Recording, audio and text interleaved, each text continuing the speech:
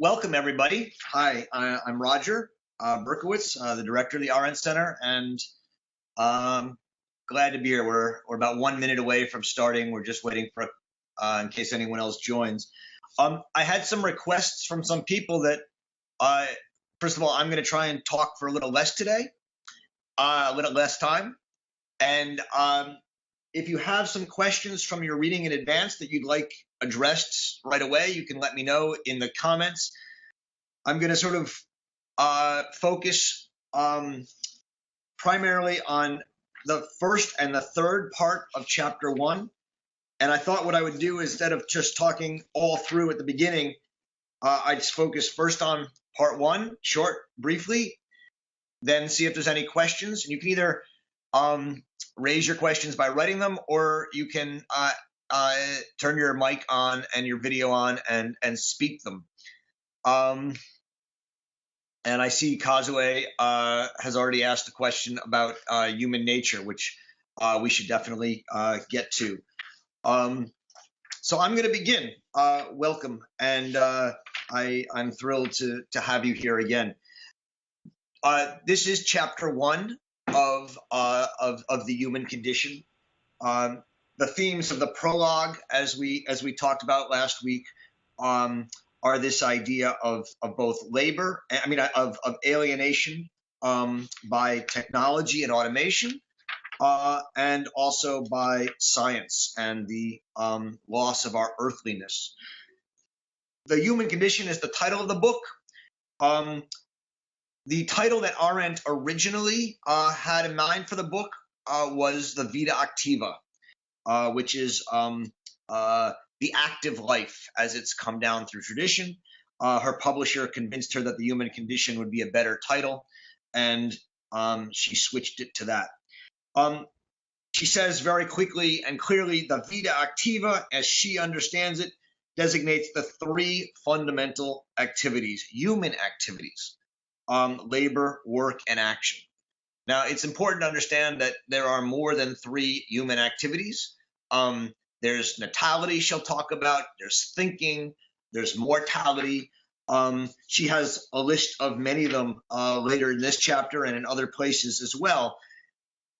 But what she's saying here, I think very clearly and simply, is that there are 3 activities that over the course of human life have become central and meaningful in a way that without them, we are not completely participating in what it means to be human. Now, Kazue has asked this question about the difference between human nature and the human condition.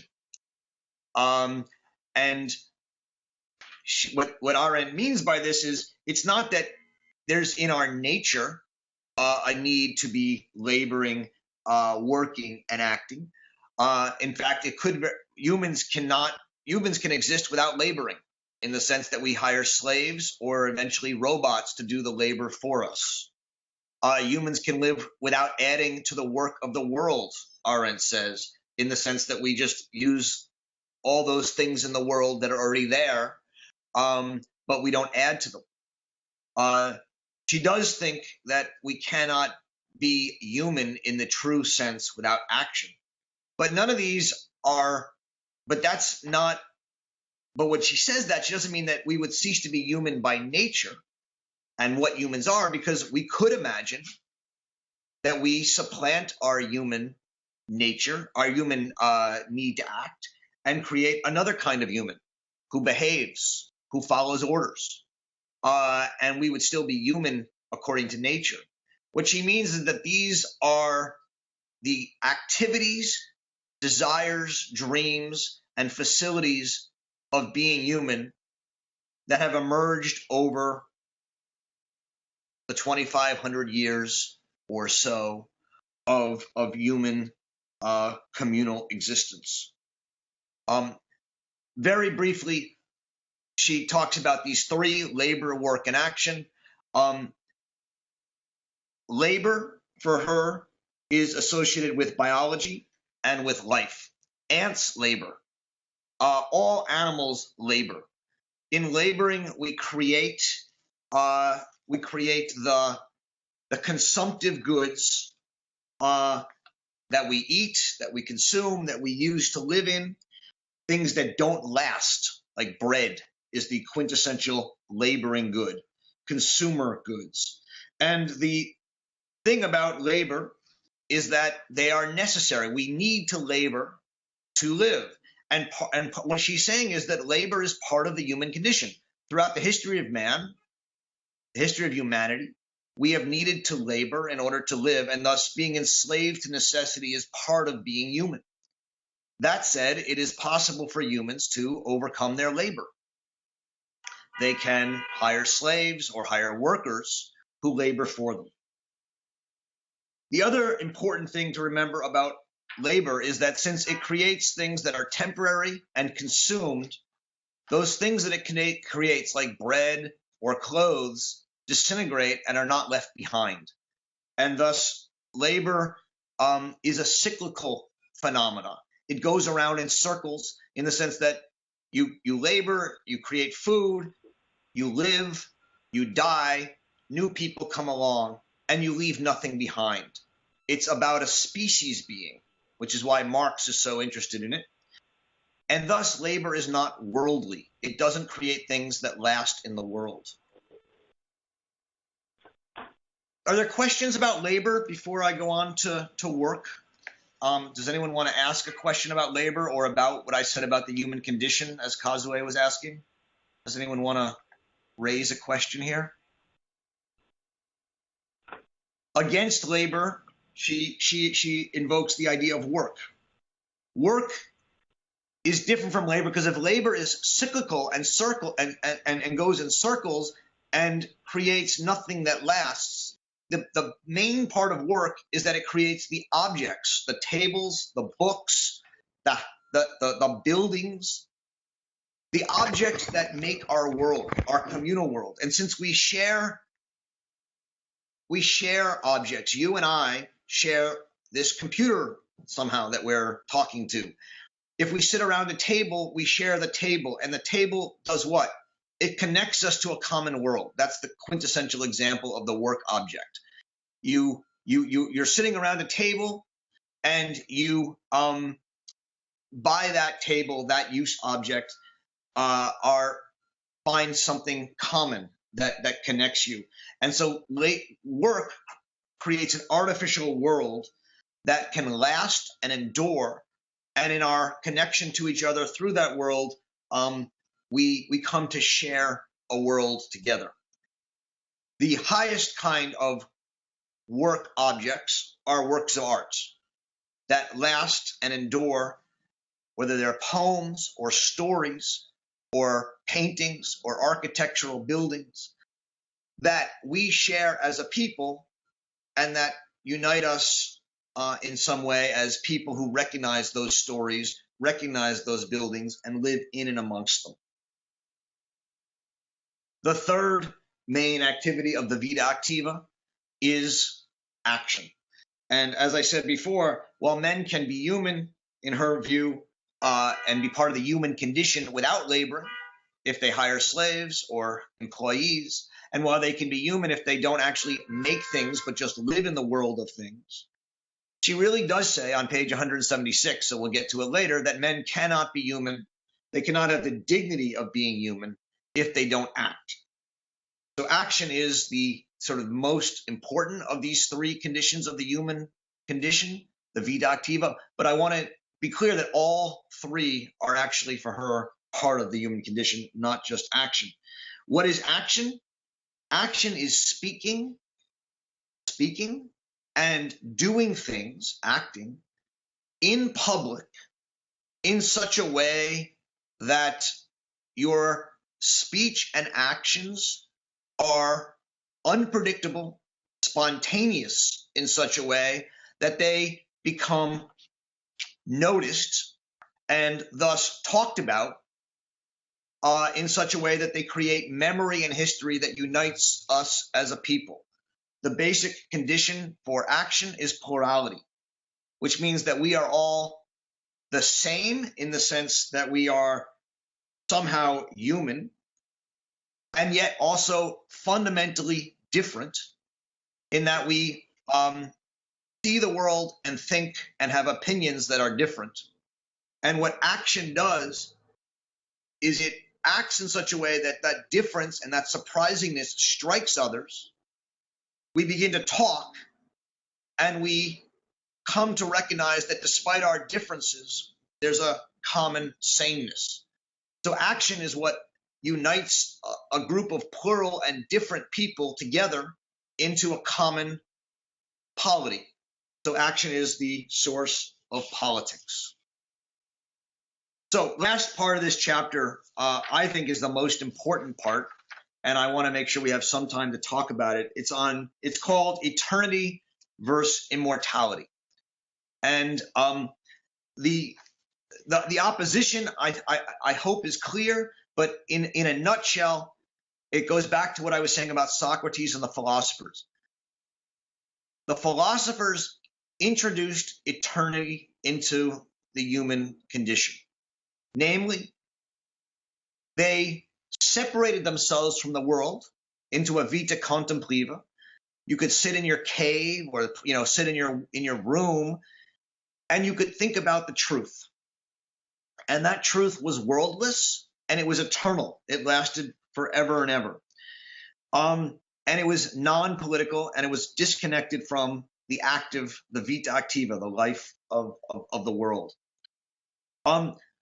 This idea of eternal truth, which is worldless and timeless, is fundamentally different from immortality, which was the way the Greeks and the Egyptians and others had understood humanity and human truths prior to the philosophers. Namely, that the gods are immortal, they last forever. The humans are mortal. And yet humans can build things, works of art, create things like states or polities or peoples that last forever. And in doing so, even though human life is mortal, we can raise human life to immortality, to a kind of divine or godly life. To the extent humans have the capacity to become immortal, we only have that capacity through art, namely the creation of objects that last immortally, or through politics, namely the creation of peoples that last forever and preserve their memory and history. Those are the two ways that humans can become immortal. And I just want to read a little bit on page 19 of the book, because these are, I think, very controversial and challenging passages, but I don't think we can really understand the Arendt without them. So on page 19 at the top, she says, the mortality of men lies in the fact that individual life, namely we're individual lives, right, which is mortal, right, that individual life with a recognizable life story from birth to death rises out of biological life. Namely, we will die, and therefore we are mortal, not immortal. This individual life is distinguished from all other things by the rectilinear course of its movement, which, so to speak, cuts through the circular movement of biological life. Biological life, simply of animals, is circular because all you have are ants. You don't have individuals. But in humans, we live this rectilinear life where a human is born and dies, and that human ends. But the species will continue. This mortality that we die, to move along a rectilinear line in a universe where everything, if it moves at all, moves in a cyclical order. So that's what differentiates man from other non-human species. We're mortal. Now here's the next and key lines.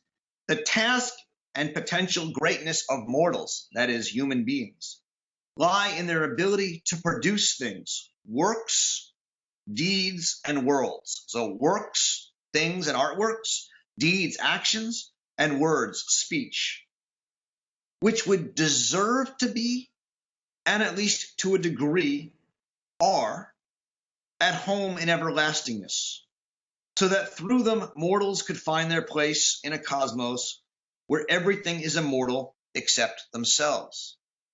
So what she's saying here is that the task and greatness, potential greatness of all human beings is that we can create works of art, create deeds, create worlds that last, and in lasting make us immortal in a way that gods are.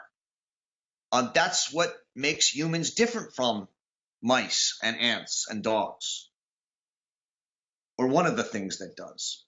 And that by their capacity for this mortal deed, I'm going to just continue, by their ability to leave non-perishable traces behind, things that last, that endure, men, their individual mortality notwithstanding, attain an immortality of their own and prove themselves to be of a divine nature, in quotes, divine. This distinction between man and animal, namely that man can become divine, become immortal, whereas animal simply is cyclical. This distinction between man and animal runs right through the human species itself. This is a very profound line.